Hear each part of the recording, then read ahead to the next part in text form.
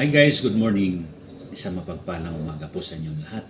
At katatapos lang namin mag-serve ng 6:30 Sunday Mass ni Mrs.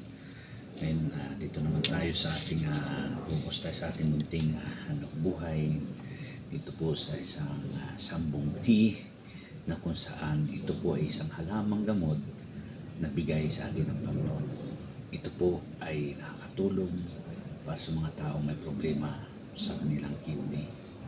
Unang-una, ito ay nakakagaling sa kidney stone, sa prostate cancer, sore throat, sa lahat ng mga may suliranin sa dugo, sa blood pressure, sa high blood.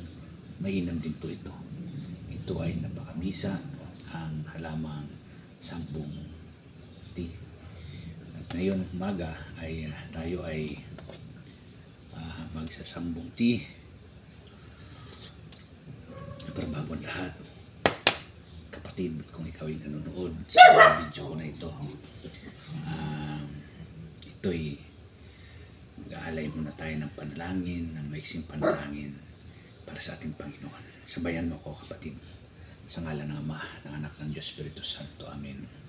Amang makapangyarihan, salamat sa iyong biyayang pinagkaloob mo sa amin sa umagang ito. Salamat, Lord, sa pagbigay mo sa amin ng kalakasan, kalusugan ng aming pangangatawan. Salamat po sa pagbigay mo sa amin ng maayos na pagtulog, sa aming pamilya na patuloy mong iniingatan. Ang aming mong tahanan ay lagi mong ginagabayan. Ang aking mga mahal sa buhay ay patuloy mo siyang pinapatnubayan.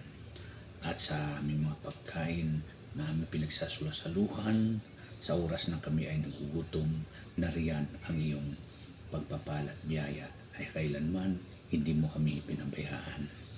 Dahil sa pangalan ng buktong mong anak na si Kristo Jesus, noon ngayon nabubuhay at naghari sa mga Espiritu Santo, magpasawalang hanggan.